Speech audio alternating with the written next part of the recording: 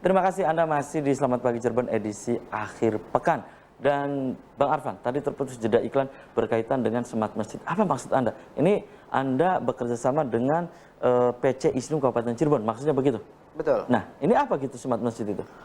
Ya, kita ngelihat sejarah Rasulullah membangun kota-kota Madinah dan sebagainya itu ya. Dia tidak membangun istana dan tidak membangun apa, tapi beliau membangun masjid.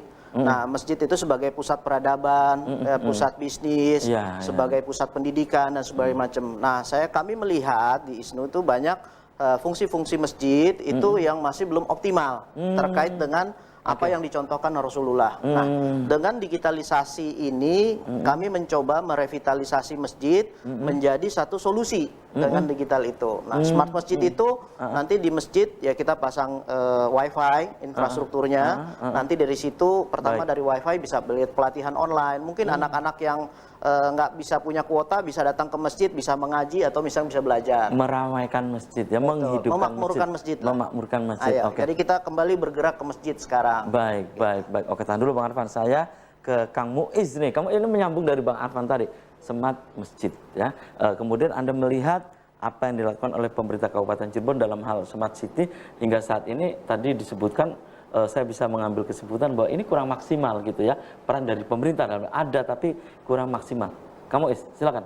Iya, jadi sekali lagi bahwa kita ingin menciptakan, kita ISNU ingin berkarya terkait dengan produk teknologi yang bisa menjawab dalam konteks revolusi industri ini. Itu yang paling terpenting adalah seperti itu. Nah, orientasinya adalah bagaimana mengoptimalkan seluruh yang ada, termasuk diantaranya adalah masjid misalnya. Nah, cara pandang kita terhadap masjid itu, masjid bukan hanya sekedar tempat untuk melakukan sujud atau tempat beribadah murni, tetapi juga ada kegiatan-kegiatan aktivitas ibadah yang lain yang semestinya itu memiliki potensi luar biasa. Misalnya soal penguatan sumber daya manusia SDM di bidang keilmuan misalnya. Masjid bisa dijadikan sebagai tempat untuk belajar. Atau juga misalnya dalam pengembangan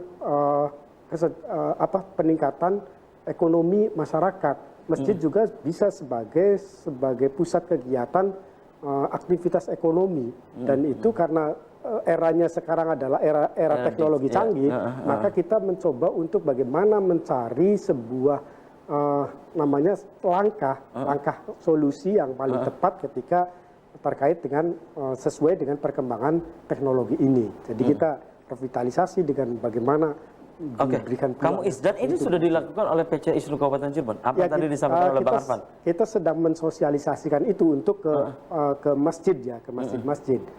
Sedang proses ke masjid-masjid. Ada beberapa yang ada di Kabupaten Cirebon. Ya, ada beberapa masjid yang sudah mengajukan diri ke kita untuk siap untuk dilakukan sebagaimana yang dikonsep oleh teman-teman ISNU. Gitu. Nah, ini yang terkait dengan terkait dengan smart masjid gitu ya. Nah, kalau smart masjid yang dilakukan oleh pemerintah itu ya belum, nggak ada sama sekali. Karena hanya smart city aja. Mungkin smart masjid menjadi bagian dari itu, bisa jadi ya. Tapi itu saya kira dalam klausulnya nggak ada dalam perumusan konsep pemerintah Kabupaten Cirebon.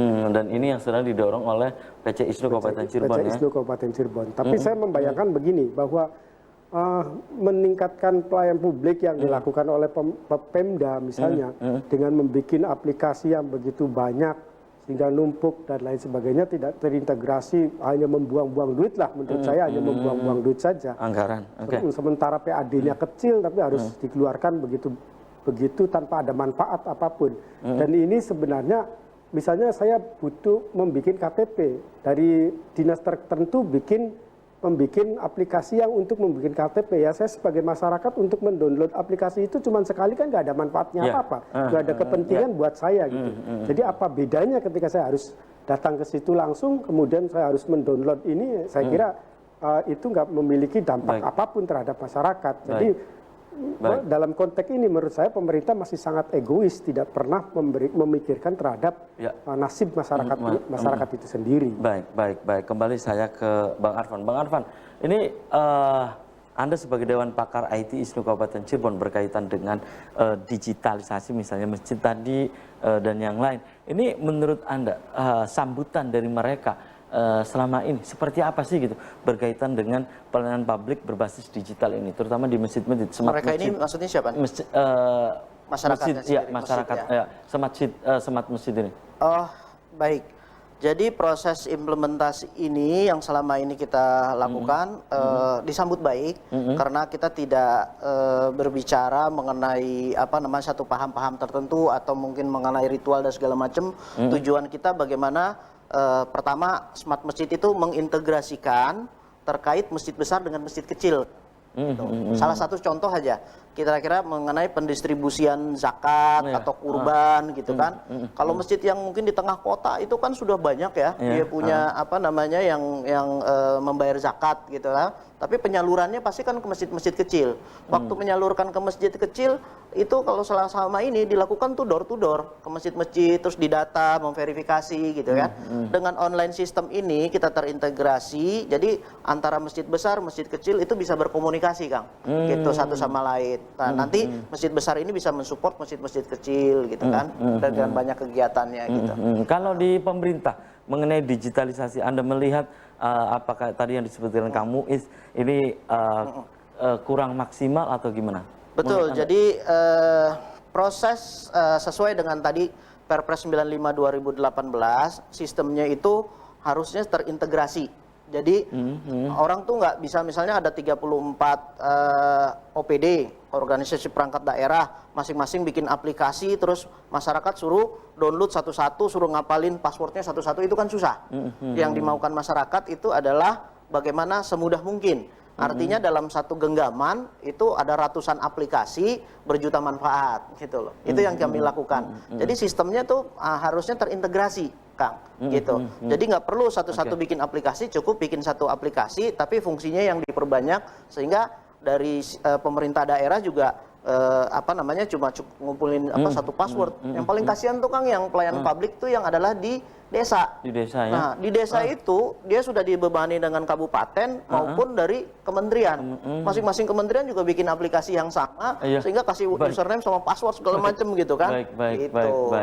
Nah, kita mesti punya platform sistem yang terintegrasi satu data. Gitu. Nah ini untuk pencapaian ke sini pasti butuh waktu Kang. Butuh waktu, riset, teknologi dan segala macam. Nah untuk mencapai ke sini kayaknya perlu waktu untuk beberapa kabupaten kota untuk membuat. Tentu Kang Muiz bahwa ini PC ISNU Kabupaten Cirebon tidak akan lelah dan terus continue untuk memberikan masukan, kontribusi pemikiran juga untuk pemerintah Kabupaten Cirebon. Kang Muiz ya?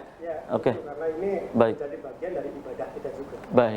Baik. Dan sayang sekali nih Bang Arfan, Kang Muiz usai sudah kebersamaan di Selamat Pagi Cirebon edisi akhir pekan ini. Kang Muiz, Bang Arfan, nanti kita bisa dilanjut lain waktu, lain kesempatan tentu dengan tema yang berbeda. Padahal banyak yang ingin saya tanyakan berkaitan dengan digitalisasi pelayanan publik ini. Kang Muiz, closing statement singkat saja Kang Muiz, silakan. Saya kira sudah kita mulai berpikir dengan cara yang baru. Termasuk kita sebagai bagian dari masyarakat dan sekaligus pemerintah juga untuk mencoba menyelesaikan persoalan-persoalan yang kian terus berkembang semakin canggih. Saya kira itu. Oke, Bang Arfan, closing statement, silakan. Baik, kita jangan bergantung kepada pemerintah. Marilah kita bantu pemerintah bersama-sama kita membangun Kabupaten Cirebon ini. Baik. Oke, terima kasih nih Bang Arfan.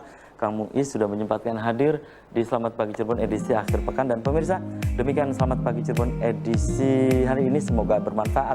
Terima kasih atas perhatian dan kebersamaan Anda. Akhirnya saya, Afif Rifai dan kerabat kerja di pagi hari ini harus pamit undur diri.